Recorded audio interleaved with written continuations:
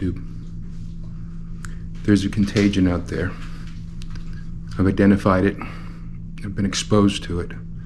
I don't know what the infection is. I was exposed to it by my daughter. I began to wonder if there was something wrong. I noticed some obsessive behaviors coming on, doing things that were very out of sort for her, and an almost cult-like need to involve others and expose others. Well, I've been exposed, and I have figured out what the contagion is, and I'm going to show you.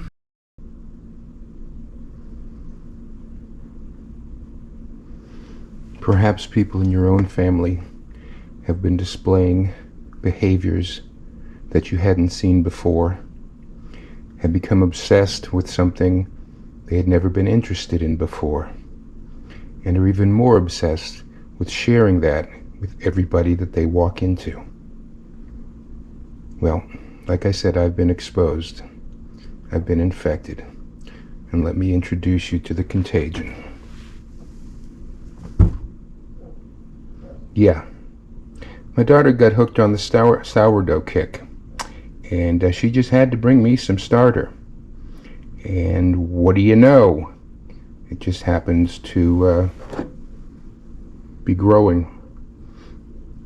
It did seem to have stalled a little bit, and so the other day I ground up some flaked rye that I use for my whiskey, and I ground it into some flour and added some of the flaked rye to the starter, along with the amount of water necessary for the normal feeding, and boom, within hours it had almost filled the jar, which then you're supposed to take off what they call the discard, and then you feed it again. Well, I can only bake one loaf of bread, so I baked one loaf and took the discard and I put it in some of these little silicone trays, and then these silicone trays are going to go into the Blue Alpine freeze dryer, and we're going to freeze dry some of the starter, and after it's gone through the process and is freeze dried, then we're going to go look and see if there's any way to, I don't know, wake it back up. We'll reconstitute it and try and wake it back up and try and see if we can make it a viable starter again. And I'm going to take you guys with me on this little experiment, and I don't know, do you think it'll work? Don't think it'll work? Put something over in the comments. Let me know what your thoughts are. If you haven't already subscribed, please do. As always, give me the thumbs up for this thing so that I can keep bringing you content. And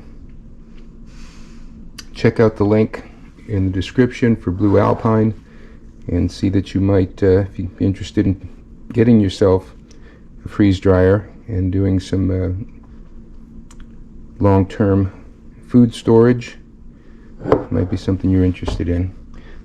So I'm going to stop the video now, and we will be back when I have a freeze-dried sample. Alrighty,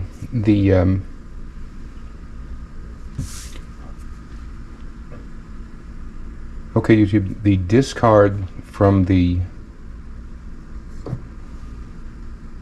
sourdough starter, and put it in those yellow silicone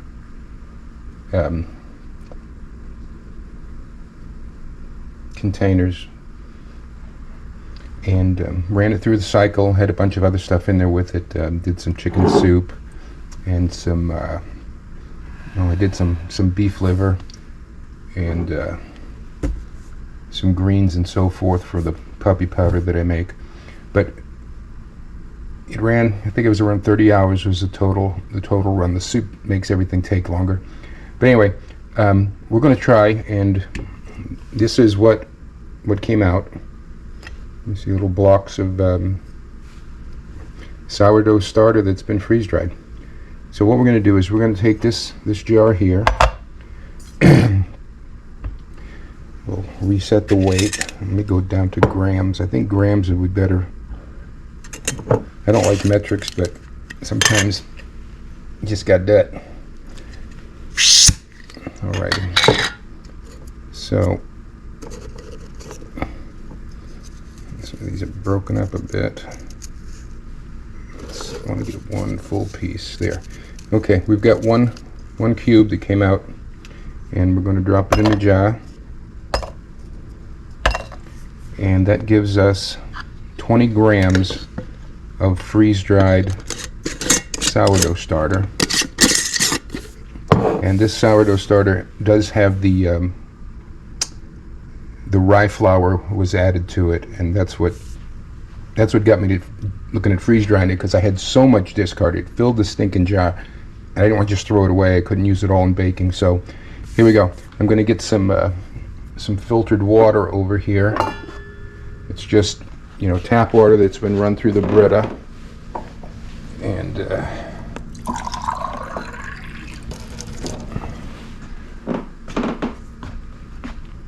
I have noticed that most of the freeze-dried items typically have a 2-to-1 or 3-to-1 reconstitution ratio, whereas if you went in with 3 ounces of product, you're going to come out with 1 ounce of product. So you add 2 ounces of water.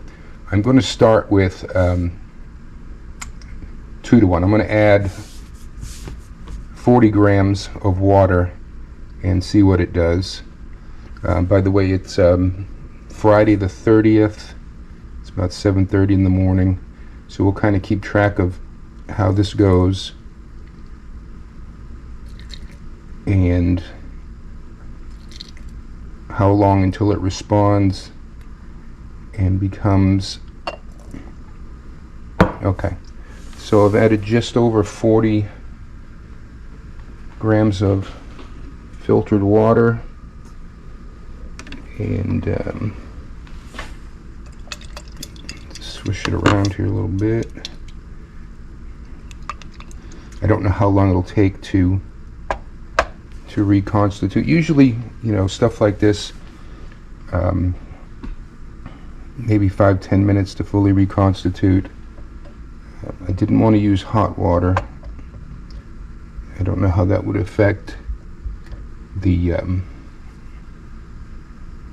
bacteria or whatever it is in the sourdough that causes it to become a, you know, leavening agent.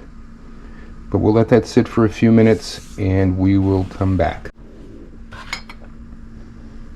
All right, it's been 30 minutes of reconstituting the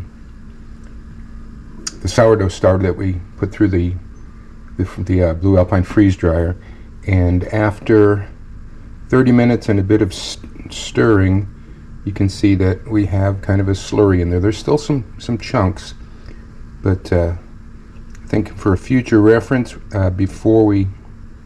if this works, and if I'm going to give this out as gifts or whatever, you know, if I've succumbed to the affliction of the sourdough obsession and I decide I'm going to give this as gifts to friends so that they can get their own little sourdough dementia going on. If it works, the next time we will put it through the food processor, get it back to a powdered form, and then add the liquid. But right now, that's what you got. There are a few bubbles. I don't know if that is from it reactivating or just from the stirring. So I'm going to go ahead and we're going to throw a lid on it, and won't tighten the lid, but we'll just set it on there loosely, and we'll set it here in the kitchen on the counter, and we'll set it next to its mother, and we'll monitor it, and we'll check it later on today, see if it's activating, if we get more bubbles. If we don't, then I'll wait till tomorrow, and if I see some active, you know, movement in the thing, then I'll go ahead and feed it. and monitor it and see what kind of action we get from this reconstituted freeze-dried sourdough starter. We'll leave it at that for now, and we'll get back to it tomorrow sometime. Okay, YouTube, back to our freeze-dried sourdough starter. We rehydrated it, or reconstituted it yesterday, and if you can see that in there, there's a little bit of bubbling in it, not a whole lot, and you've got the liquid separation there on the top. So what we're going to do today is go ahead and give it a feeding. Got the scale set to grams, got it tared out to 0. What I'm going to do is just add regular bread flour. Probably going to do maybe, I don't know, between 25 and 50 grams of the flour. Let's see what we get here. That's 16. Okay, 27. So do 27 grams of 26 of the flour, and then we will do the same amount of water. Again, this is filtered water. Okay, a little bit extra there. All right, I'm going to give it a stir.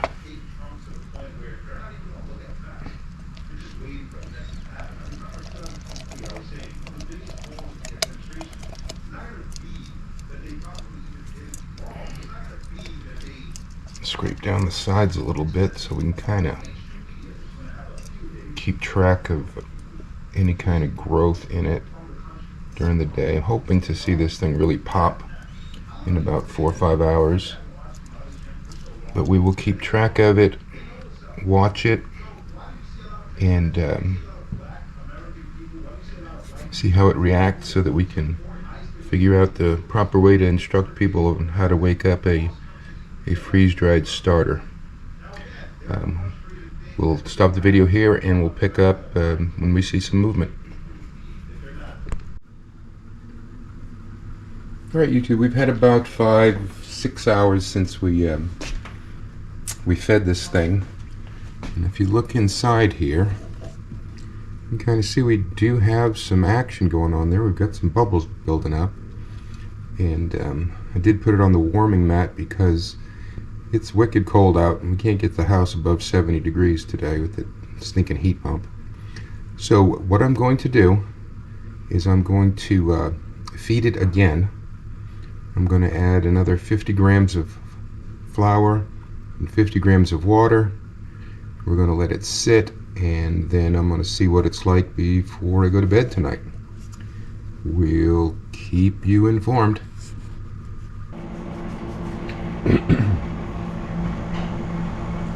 Well, YouTube, it's Sunday morning, about 1:30. Dogs woke me up. I don't know if they heard something, or they just wanted a bloody biscuit, but when I came down to the kitchen to... Hold on, I got some coffee heating up in the microwave.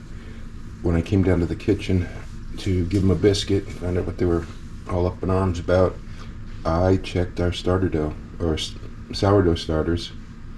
And like I said, I fed them both, and when I did, I went ahead and I marked the level in the jar on each of them with a rubber band, so I would know what kind of action we had overnight.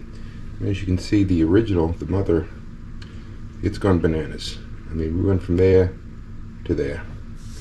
And this is the freeze-dried sourdough starter that we reconstituted, and well, we resurrected it from yesterday.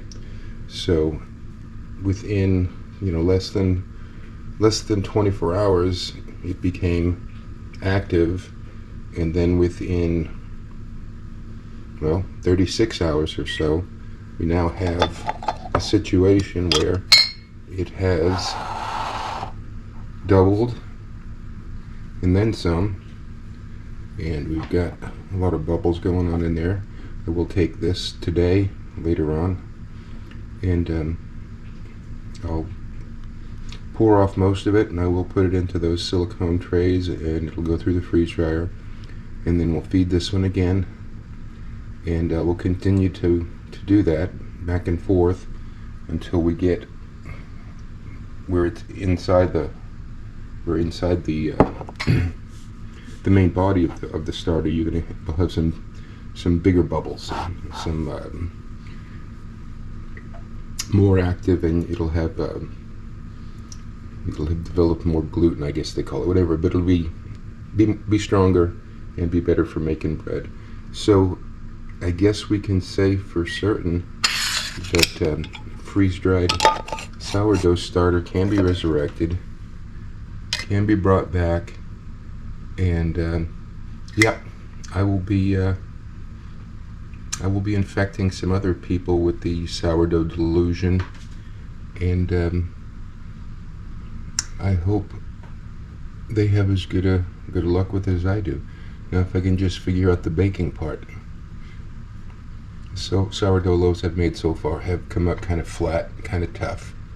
So we will move from being able to get the starter going and get it right. Now we'll see if we can't get the loaves to be right. And I will keep you up to date on how that goes. Thanks for showing up. Please leave a like, subscribe if you haven't. Tell other people about this. And live long and freeze dry.